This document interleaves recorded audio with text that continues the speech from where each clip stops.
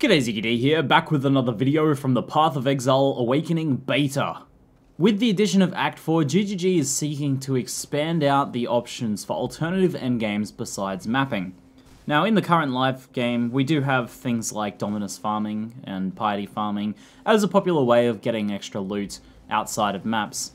Outside of map farming in general, though, is not very varied and not as popular. Like, it's only a few magic finding builds that really do too much Dominus farming. It's not a major alternative endgame. With Act 4, they are really trying to make this and build this as an act that people can farm as an alternative to endgame. And currently, even in the beta, Act 3 Merciless is where you still get to maps. Maps become available, they start at level 68, so that's been pushed up a little bit. Now when you get to the point where you can start running maps, you can either choose to start running maps, or you can push your way through into Act 4, and then start experience farming in Act 4, and start boss farming in Act 4.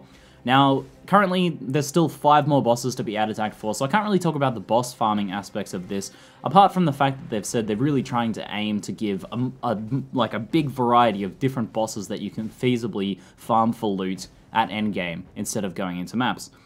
However, I can talk about some of the experience farming that can be done in Act 4 as an alternative to mapping. Now, this character that you're seeing in the background has done a couple of maps, but I actually obtained the vast majority of my experience in Act 4, outside of maps, testing different experience farming zones. And it seems like it'll be quite feasible to level a character to 80 or 85 outside of maps entirely if you choose to go on to Act 4 instead and do the majority of your farming in there. Now, well-rolled maps in general is still going to be better. If you get that pack size Magic Monsters map, that's still going to be much better experience. But if you want a more consistent sort of approach and you don't really want to get into the map system, that sort of thing doesn't really interest you too much, then you can instead go into Act 4 and do some farming in there. So far I've only been able to test the early parts of Act 4 experience farming, but I've tested and compared 3 different zones for you guys that I'll be able to talk about their different pros and cons and how good they are experience-wise. And each of these 3 zones that I have tested so far are excellent experience, really, really good experience. The equivalent of, 68 to 71, 72 maps with decent rolls. Now, when you start getting really well-rolled maps, those tend to be a little bit better, but of course, these zones are much more consistent. You know the exact mobs you're getting, you know the exact dangers you're going to have to approach, and, it's going to be consistent. You don't need those consistent map drops to be able to keep up that consistent XP. So let's go through each of the 3 zones that I tested, and I'll talk about how much experience you can expect to get from them, and also some of the other pros and cons of each of these zones. Now, keep in mind, this is not going to be the be-all and end-all of testing. I was only able to do a little bit of testing on each of these, but it'll still give you an overall picture of what you're looking at in terms of Act 4 farming. So first up, we have Aqueducts. It's pretty well known at the moment that Aqueducts is an excellent experience farming zone. It's quite linear, it's kind of a little bit ledge-like with just a little bit more sort of going crisscrossing side to side. And there are some guaranteed blue packs in certain areas of the Aqueducts as well. Whenever you see kind of an area that branches off into this broken bridge section, there's always a guaranteed champion pack at the end of each one of those. Zones with guaranteed champion packs are usually really good XP farms, and because this is so linear and also so dense in terms of mobs, this is an excellent XP farming zone. So in my testing on my character here, and this is corrected for XP penalties, so I did this calculating the XP penalty and then removing the XP penalty to receive our true experience per hour, I got 138 million XP per hour in Aqueducts. Really, really good stuff. Now, this is including the time, spent running in between, resetting the zone and all of that stuff, ramping up my character. Obviously, my character has very fast clear speed, so you might get a little bit less experience per hour if you're not quite as fast, but this is a good zone for most builds. It's open enough that ranged builds can do pretty well in here, but it's closed off enough and linear enough that things like ball lightning and melee builds will also have excellent XP efficiency in here. It's also an exceptionally safe zone. You've got these kind of flying turkey things which go down very quickly. There's a bunch of zombies which obviously present no real threat. The boss is easy and fast to kill, and the other mobs are kind of like these ball water elemental things, and they aren't really much of a danger as well.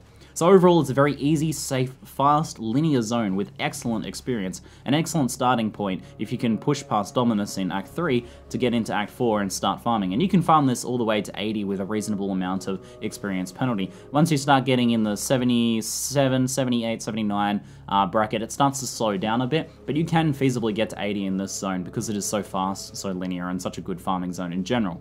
Now, Dried Lake was the one that I wanted to really compare Aqueducts with because I knew that the mob density in Dried Lake seemed really good. However, it's a much more open zone, and it is actually much more dangerous.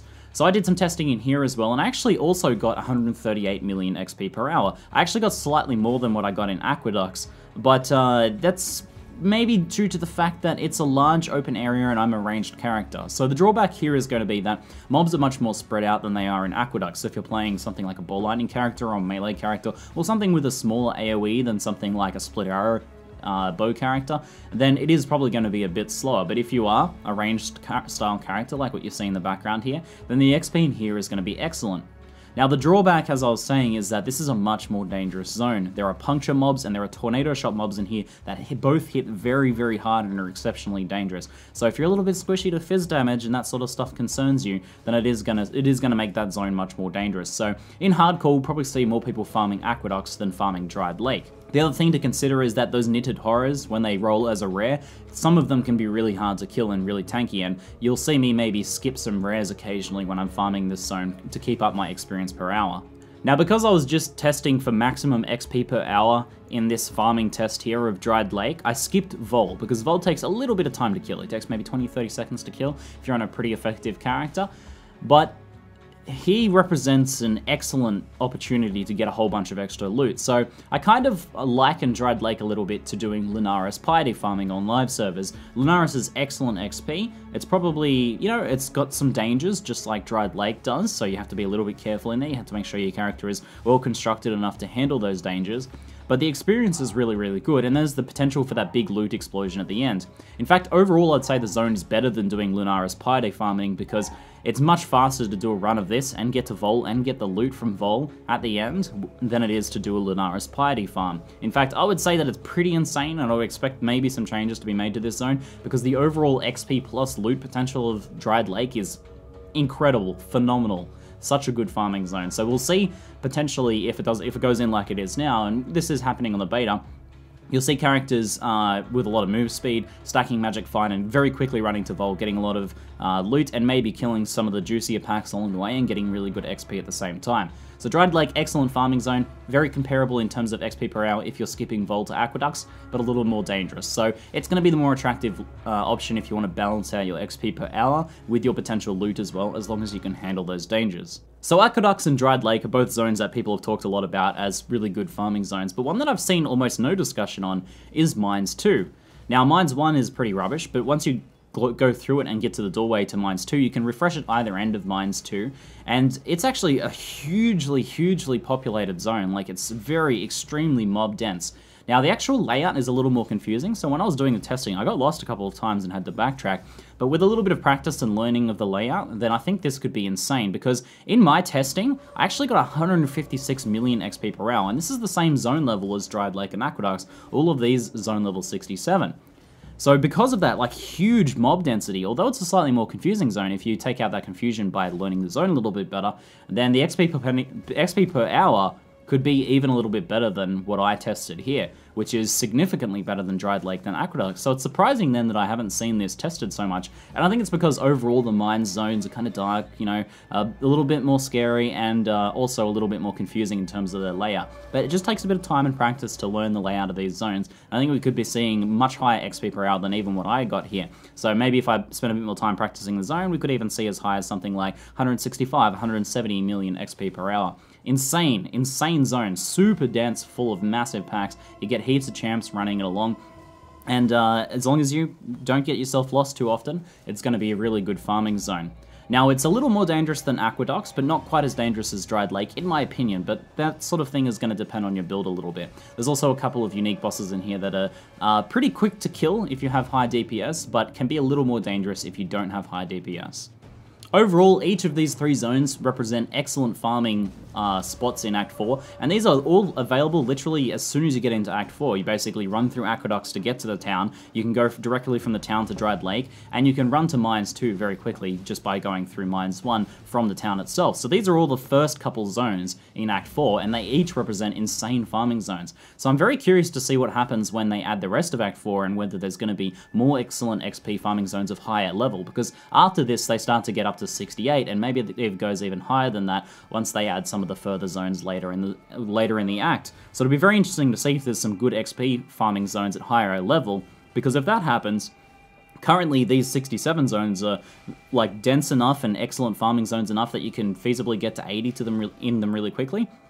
If they add zones of 1 or 2 levels higher with this sort of efficiency, then we could be seeing characters get to 85 outside of maps very quickly in Act 4.